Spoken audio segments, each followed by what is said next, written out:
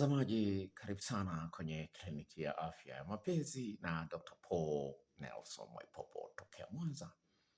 Kama nilivyokuahidi kwenye video iliyokuwa imetangulia, leo natimiza ahadi yangu. Niliahidi mada hii inasema sijisikii kupendwa wakati wa tendo la wanandoa. Sijisikii kupendwa wakati wa tendo la wanandoa. Mpendwa katika Bwana, Mungu ndio aliyeanzisha tendo la ndoa kwa kuumba viungo ambavyo vinaleta hamu ya kuingiliana. Aliyeanzisha tendo la ndoa ni Mungu mwenyewe, akaweka na vichocheo ndani ya miili yetu ambavyo vinaleta utamu, najisikia utamu. Kama vile Mungu aliweka utamu kwenye nanasi, kwenye embe, kwenye chungwa, kwenye ndizi.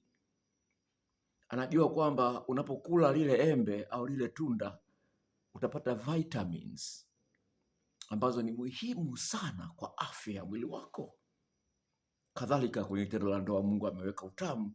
Kwa sababu gani? Ni muhimu sana kwa afya ya akili yako, kwa afya ya mwili wako, na hata kusababisha kinga ya mwili kuwa na nguvu zaidi ya kushambulia vidudu vinavyotaka kuletea maradhi. Kutokana na ukweli huo kwamba ni Mungu ndiye ambaye alianzisha tendo la ndoa na ameliweka pale kwa makusudi mazuri kabisa, matakatifu kabisa, anataka watu wafurahishane, wapeane utamu. Kwa hiyo ni wajibu wa mwanamke amsababishie mwanaume utamu wa kiwango cha juu sana. Kadhalika mwanaume naye amsababishie mwanamke utamu wa kiwango cha juu sana. Ili huyu mtu aweze kujisikia mkamilifu, lazima apate kile ambacho anastahili kupewa. Kama vile mtu anavyopenda chakula. Mungu amemuumba mtu na hamu ya chakula kwa sababu anajua chakula kina faida. Sasa kadhalika kwenye tendo la ndoa na kuna faida zake tofauti na kile chakula. Unaweza kumpa mtu chakula, ukampa na hela na nini, lakini pale ambapo unashindwa kumfurahisha kwenye tendo la wanandoa, unatenda mambo ambayo ni kinyume na mapenzi ya Mungu. Na kama unatenda kinyume na mapenzi ya Mungu, basi tambua kwamba una hatia mbele za Mwenyezi Mungu. Kama unajua kabisa kwamba ni wajibu wako mke wako afurahie tendo la ndoa, kama unajua kabisa ni wajibu wako kama mwanamke mume wako afurahie tendo la ndoa kwa kiwango cha juu sana, alafu usifanye hivyo bila kujali kisingizio gani unakitoa, unafanya dhambi. Twende kwenye kitabu cha Yakobo sura ile ya 4. Kitabu cha Yakobo sura ile ya 4. Kitabu cha Yakobo sura ile ya 4. Uweze kuona dhambi ulikuwa unaifanya na bado hujaitubia, lakini unatoa sadaka, unaenda kanisani sana, unaimba sana, unahubiri sana. Kuna wachungaji hawajui kufikisha wake zao kileleni, wanahubiri sana, lakini wana matatizo ya nguvu za kiume, wanawahi kumaliza lakini hawahangaiki hayo. Lakini Yakobo leo anatuambia kwamba hizo zote ni dhambi.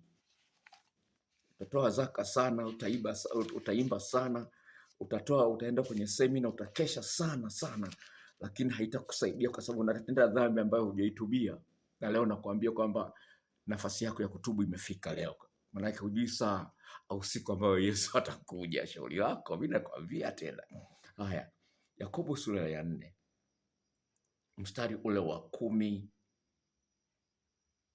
hadi ule wa 17. Kuna maneno haya, anasema hivi: lakini sasa mwajisifu katika majivuno yenu. Kujisifu kote kwa namna hiyo ni kubaya mbele za Mungu. Basi yeye ajuaye kutenda mema wala hayatendi, kwake huyo ni dhambi inayostahili kumpeleka mtu jehanamu. Kwa hiyo kama unajua kwamba mke wako anapaswa afikishwe kileleni, tena mara nyingi wewe unafika kileleni lakini ufikishi kileleni mke wako, umhangaiki, unafanya dhambi. Unafahamu kwamba mume wako lazima afike kileleni kwa anatoa miguno, sio anafika kileleni kimya kimya kama anakunya au anakojoa mkojo wa kawaida. Afike kileleni mpaka mwenyewe unahangaika. Hebu fikiria huyu mwanamke aliyeletea message hii. Huyu mwanamke wa miaka 60 ngapi? Ngoja nikusomea message zake. Ametumia message nyingine leo ya shukrani kubwa sana. Ngoja nikusomea message ya huyu mama. Sasa ana umri wa miaka 50. Ngoja nifungue. Huyu hapa nimemsave mama massage. Message zake hizi hapa, sawa? Sawa, hizi message zake nimechata naye. Sasa toka nimemtumia video mpaka leo ananitumia tu vishukrani. Yaani kadri mambo yanavyoendelea kuwa moto ananishughulikia. Sema hivi, message yake ya kwanza. Sema hivi, Dokta, Mungu akubariki sana. Maana umeiponya ndoa yangu iliyokufa kwa muda wa miaka 3. Baada ya kukusikiliza nimefanyia kazi mafundisho yako kwenye zile video ulizonitumia na jarida. Mume wangu alipagawa na kuunguruma kama anakata roho. Hakika ni Mungu amekutuma kuponya ndoa zetu. Nitahitaji video mpya utakazozitoa ili niendelee kuboresha haya mambo. Kuna message nyingi nikamuuliza, ndoa yako ina umri gani? Akasema ndoa ina miaka 30 na mimi na umri wa miaka 55 na mume wangu ana umri wa miaka 65. Wametofautiana miaka 10. Asikiza message aliyoletea leo. Ngoja niluke message nyingine ambazo amezitoa hapa mbele. Ngoja nitumie message ambayo amenitumia leo. Unaona, yani tumechat sana huyu mama. Yani mama ana shukrani sana. Okay, huyu mama ana shukrani sana. Anasema hivi, anasema Dokta, asante sana. Mafundisho yako yananifanya nihisi penzi la hali ya juu kuliko tendo la ndoa lenyewe. Ubarikiwe sana. Namaliza maisha ya uzee nikiwa na utamu mkubwa sana na wa ajabu kwenye hii ndoa. Sasa haya ni mambo ambayo nazungumza, hizo ni shuhuda, sio hadithi za paka na panya. Sasa basi, ninaposema unafanya dhambi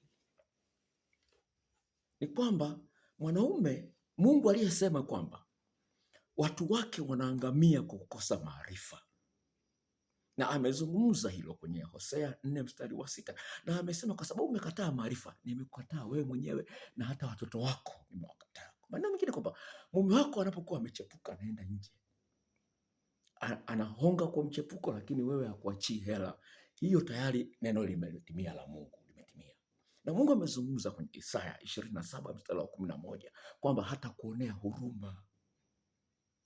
Amesema hata kuonea huruma. Sasa kutokana na hali kama hiyo basi, ni muhimu sana mwanaume afahamu kwamba mke wake aliye naye, aliyeumbwa na Mungu, katika mwili wa huyu mwanamke ana maeneo 17 na kila eneo linahitaji kuandaliwa. Kila eneo linahitaji kuandaliwa. Na mwanamke naye anapaswa afahamu kwa hakika kwamba mwanaume ana maeneo 14 na kila eneo lina ufundi wake na maarifa yake, ili amnogeshe mwanaume mpaka anafika kilele na nguruma na pia kile kama huyu mama miaka 55 anavyoshuhudia. Sasa basi, kesi iliyokuja kuleta mada hii ambayo nilikuwa nimekuahidi inakwenda hivi. Sikiliza Dokta. Wikendi iliyopita, leo ni Jumatatu, sawa? Sikiliza Dokta. Wikendi iliyopita sikujisikia hamu, huyu ni mwanamke anaongea. Dokta, wikendi iliyopita sikujisikia hamu ya kufanya mapenzi na mume wangu. Lakini mara moja nikaona kwamba nimtendee haki mume wangu. Katika mara hii mambo yalikuwa mabaya sana. Tulikuwa tuko kitandani. Nikamwambia mume wangu, leo hatufanyi tendo la ndoa? Yeye akaniuliza, unataka tufanye seksi kwa mtindo gani? Nikamwambia wote tu utakaoamua. Yeye akapendekeza mtindo ule wa chuma mboga.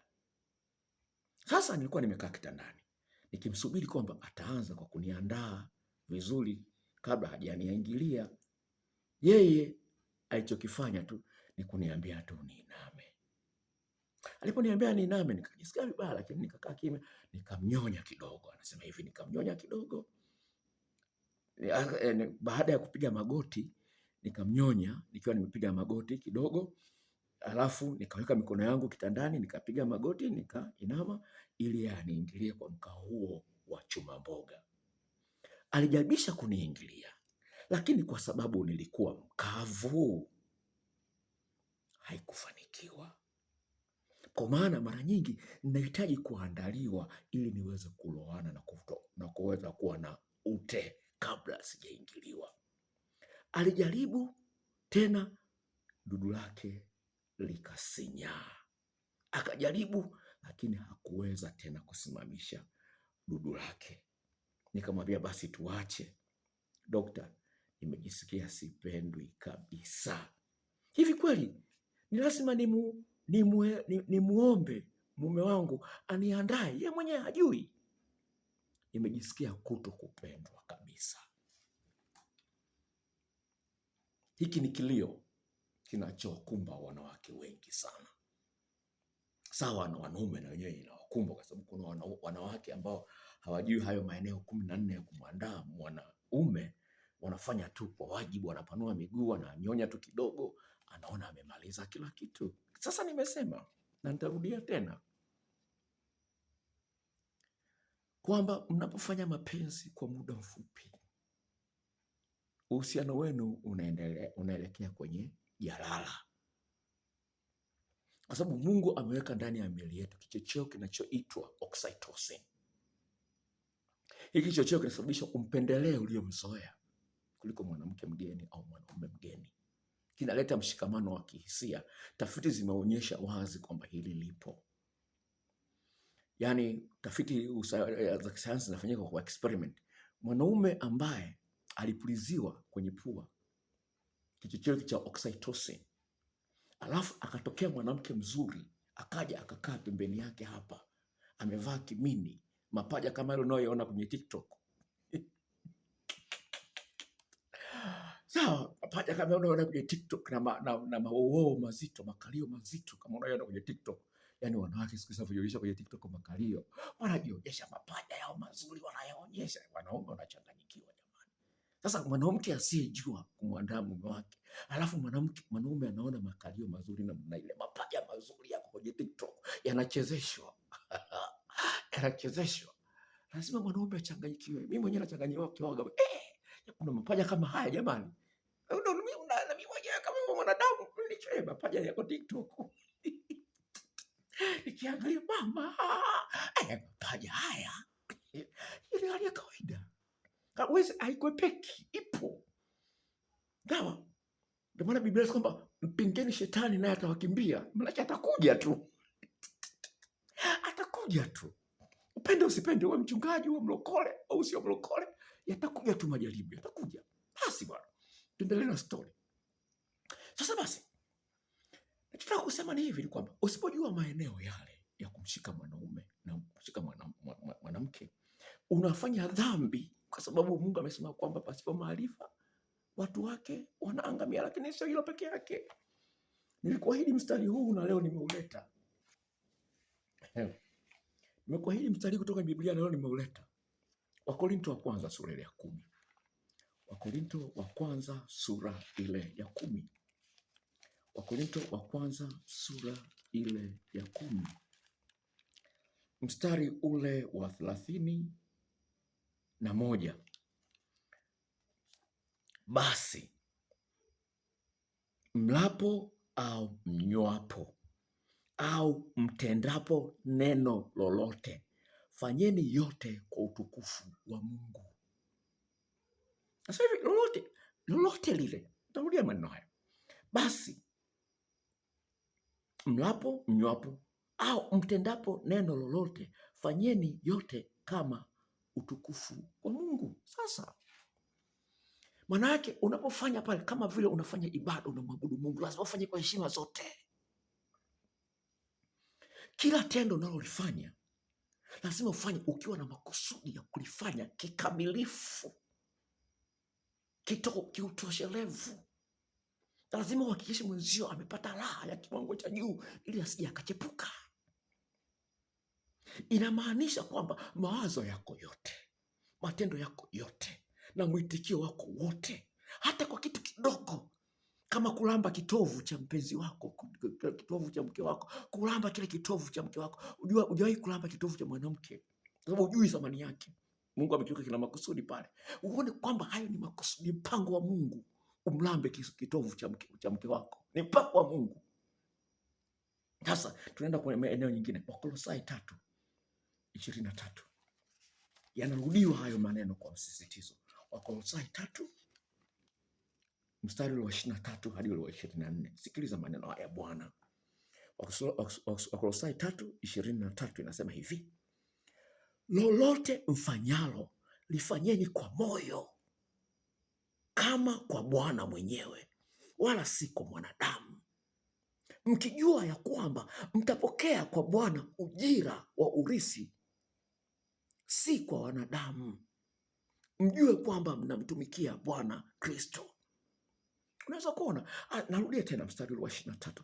Lolote lile mfanyalo lifanyeni kwa moyo wote kama kwa Bwana, wala si kwa mwanadamu, mkijua ya kuwa mtapokea kwa Bwana ujira wa urithi, mnamtumikia Bwana Kristo. Haya maneno yana nguvu sana, lakini walokole, watu wanaosema wanamwabudu Mungu, hawayatilii maanani katika eneo la tendo la ndoa. Wafikia Mungu ni wakwenda kanisani peke yake. Tendo la ndoa ameliumba, lina makusudi katika mpango wa kumfanya mwanaume ajione kwamba mimi kweli na mimi nastahili kuendelea kuishi, ya kufanya mwanamke kweli hapa ni kweli nimeolewa, kwa sababu Mungu anathamini ndoa. Sasa wewe unafanya tu ili mradi tu unajiona kwamba mama mmoja mume wake ni mchungaji, sawa, Shinyanga huko, analalamika kweli, analalamika mchungaji wa KKT, analalamika huyu mama, mume wangu anajitahidi kumwandaa lakini yeye haniandai. Wakati mume wake anasema akifundisha mambo ya ndoa, unafikiria kwamba kweli hapa nina mume, lakini kumbe bure. Akianza kuongelea madhabahuni mambo ya ndoa, utafikiria kweli anayafanya, yeye mwenyewe hayafanyi. Sasa napenda kukwambia hivi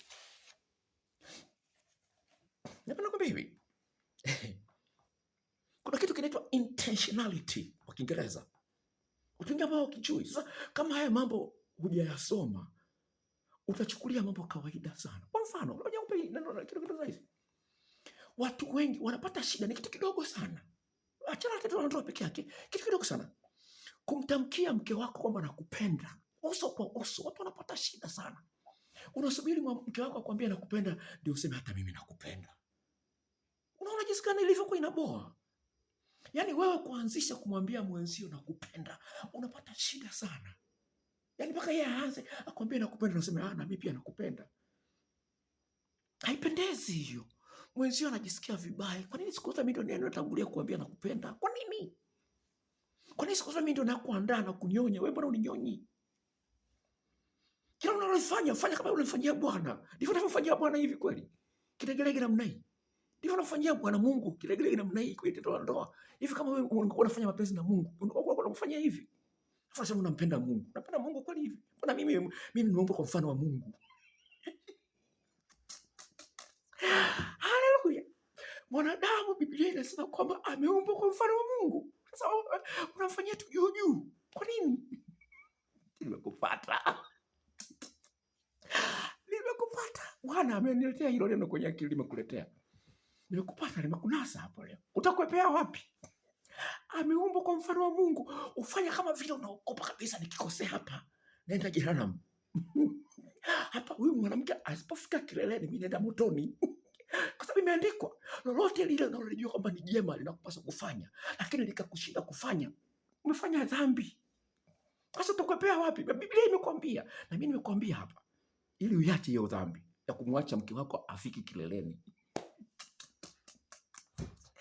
Haleluya.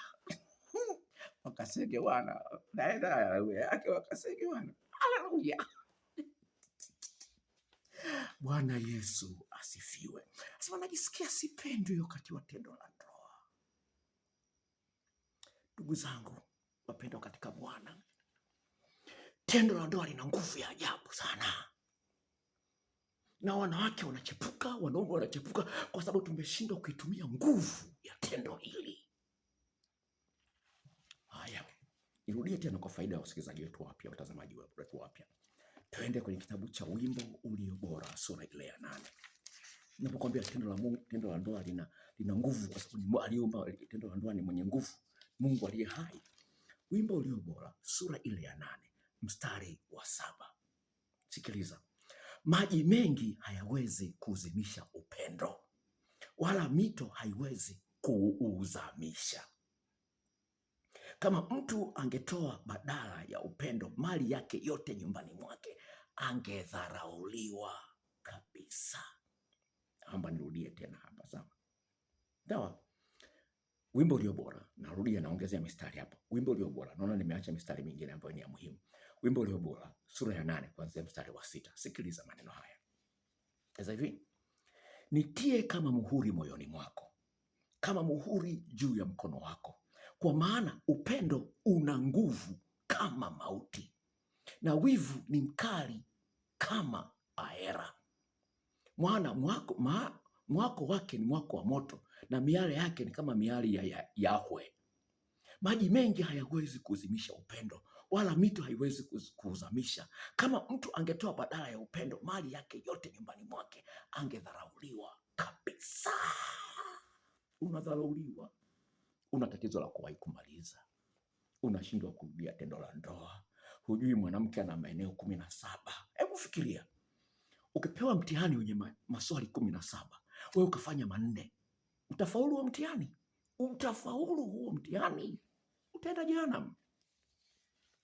Sasa naposema kwamba tendo la ndoa lina nguvu, Biblia imezungumza upendo una nguvu kuliko mauti. Of all power, mtaalamu mmoja akasema, of all power, love is the most powerful force. Asema hivi, katika nguvu zote, upendo wa kweli uliokamilika una nguvu kuliko vitu vyote. Kupoteza upendo ni kitu ambacho kinaumiza sana kuliko vitu vingine vyote. Kupata upendo ni kitu ambacho kinakusababisha uwe na raha sana kuliko vitu vingine vyote. Sasa napenda nikwambie mpendwa katika Bwana, siku hii ya leo, ungejisikiaje wewe mwenzio anapokuambia sijisikii kupendwa na wewe?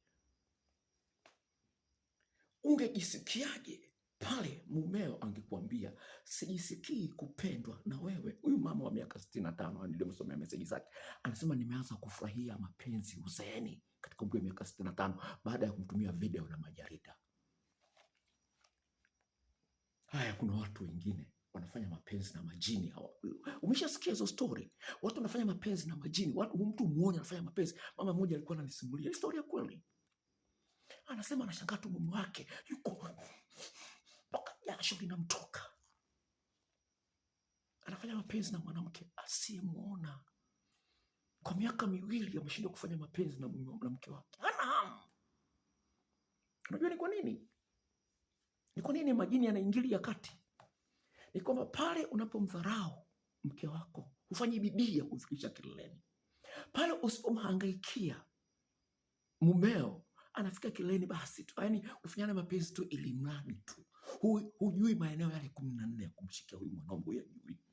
Anapokuwa anahuzunika, anafungua mlango kwa ajili ya majini kuja kufanya naye mapenzi.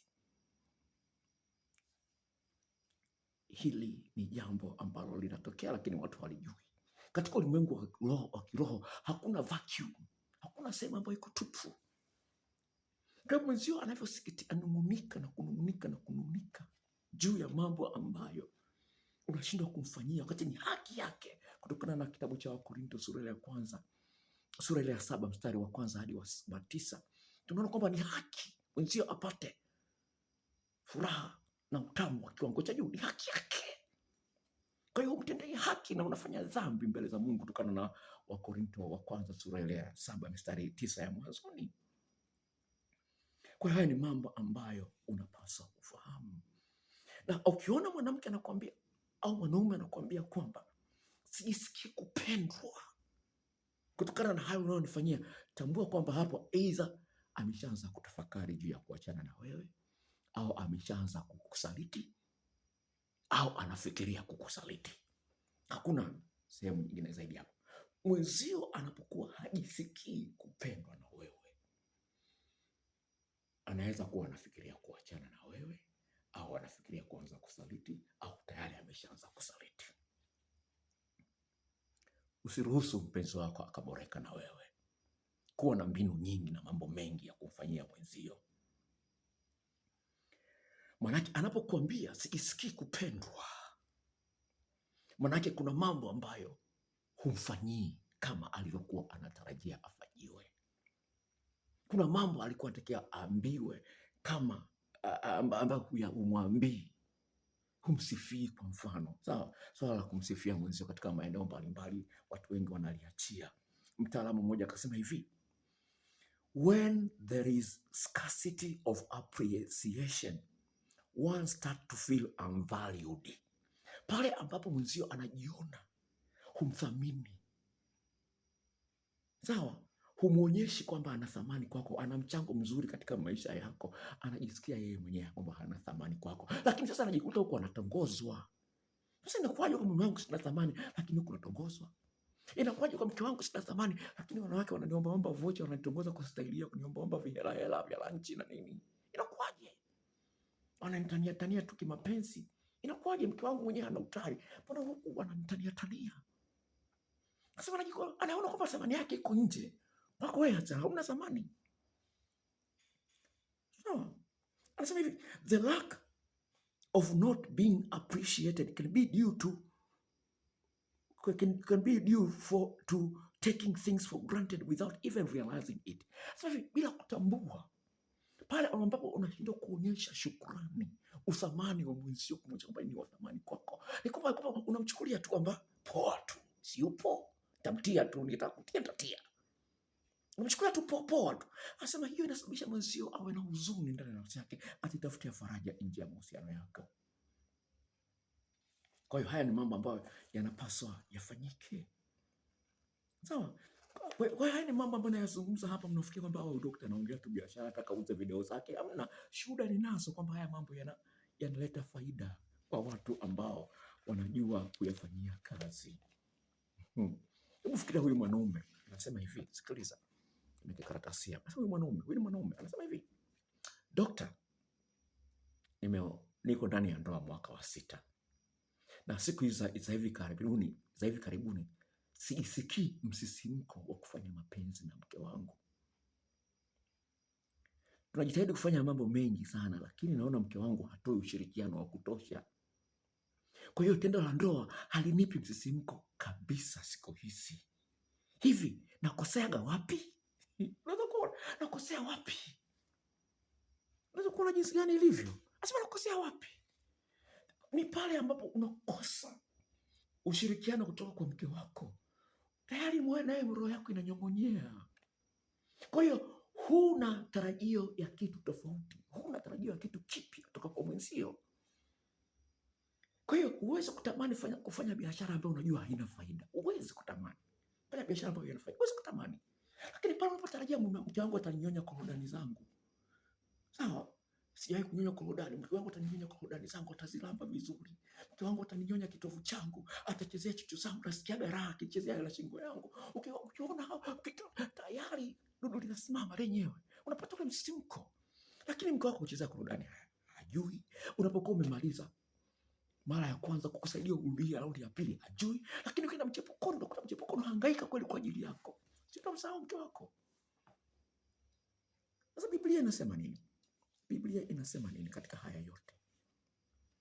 Biblia inasema nini katika haya yote? Ni kwamba ni muhimu sana watu ambao kwenye mahusiano ya kimapenzi, hasa ya ndoa, ujitahidi kutafuta kitu kipya wakati siku inavyoenda. Usibakie na yale ya zamani. Usibakie na yale ya zamani. Nimesema hivi, kila unalolifanya lifanye kwa moyo wako wote. Kwa sababu gani? Huyu mtu anamwakilisha Mungu. Fanya kama vile unamfanyia Mungu, kwa sababu huyu ameumbwa kwa mfano wa Mungu. Sasa Mungu anasemaje juu ya maisha yetu? Mungu anasemaje juu ya maisha yetu? Twende kwenye Isaya, kitabu cha Isaya. Twende kwenye kitabu cha Isaya. Isaya nitakwambia ni sura, kwa sababu neno limekuja sasa hivi, lakini najua liko wapi. Limekuja sasa hivi kichwani kwangu, na Roho wa Bwana ananiambia lazima niliseme nisiliache. Kitabu cha Isaya, sura ya 43. Kitabu cha Isaya sura ya 43 mstari wa 18 inasema hivi. msiyakumbuke mambo ya kwanza, wala msiyatafakari mambo ya zamani. Tazama, mstari wa 19, tazama nitatenda neno jipya, sasa linachipuka. Je, hamtalijua sasa? Naona Mungu anavyozungumza. Anasema hivi kwa sababu Biblia ya Kiingereza inasemaje? Inasema don't dwell on the past. Ndio Biblia ya Kiingereza. Don't dwell on the past, yani usikalie mambo ya zamani. Anasema don't dwell, yani usikalie mambo ya zamani. Anasema tazama anafanya jambo jipya. Kwa nini wewe uliumbwa kwa mfano wa Mungu huna jipya? Kwa nini wewe uliumbwa kwa mfano wa Mungu huna jipya katika tendo la ndoa? Kwa nini unakwenda kinyume na mpango wa Mungu, wakati Biblia inasema kwamba mumuige Mungu? Sawa, Biblia inasema kwamba mumuige Mungu. Waefeso sura ya 5 mstari wa kwanza. Waefeso sura ya 5 mstari wa kwanza. Sasa kwa Biblia ya Kiswahili haionyeshi hilo neno kumuiga, lakini Biblia yangu ya Kiingereza inasema kwamba be imitators of God. Waefeso sura ya 5 mstari wa kwanza. Hivyo mfuateni Mungu kama watoto wanaopendwa, mkaenende katika upendo kama Kristo naye alivyopenda ninyi, tena akajitoa kwa ajili yenu sadaka na dhabihu kwa Mungu kuwa harufu ya manukato. Mfuateni Mungu. Biblia ya Kiingereza inasema kwamba muigizeni Mungu. Wewe una jipya, lakini unajiita mlokole. Kwa tendo la ndoa una jipya. Unatenda dhambi. Hiyo ya kutokumridhisha mke wako ni dhambi. Kwa hiyo ni jambo napenda niwaambie wazi kabisa, ndugu zangu wapendwa katika Bwana, ni muhimu sana uweze kujua jinsi ya kumnogesha mwenzio. Ninogeshe baby, ninogeshe. Ni raha tupu kupendana na wewe, ni raha tupu, lazima iwe raha, kwa sababu Biblia inazungumza. Kitabu cha Warumi sura ya 14 mstari wa 17 inasema hivi: kwa maana ufalme wa Mungu sio kula na kunywa, bali ni furaha na amani na haki katika Roho Mtakatifu. Haleluya! Kwa hiyo mume wako asipopata furaha juu ya wewe utendaji kazi wako katika tendo la ndoa, manake wewe hauko katika ufalme wa Mungu. Hata kama unatoa zaka milioni 1 kila Jumapili, hata kama unaenda kwenye mikesha unafunga sana, ni bure. Unaona, ni bure, kwa sababu utendi haki kwenye ile eneo hili la kumfurahisha mke wako, la kumfurahisha mume wako, utendi haki. Tumesoma Yakobo 4:17 kwamba yote anayejua lilo jema na asilifanye ni dhambi kwake. Utaponea wapi? Nimekwambia. Sema hujaambiwa, nimekwambia. Agizia video, na video karibia 50 kwa wanaume na kwa wanawake na majarida. Gharama ni shilingi 10,000, shule inauzwa. Tuwasiliane, maelekezo na kuwekea hapo chini. Na ukitaka shuhuda za wanawake, wanaume niliowasaidia, ingia TikTok, ingia Instagram na kuwekea peji zangu za Instagram na TikTok. Hapo utaona live shuhuda za watu, sio hadithi mpaka na screenshots.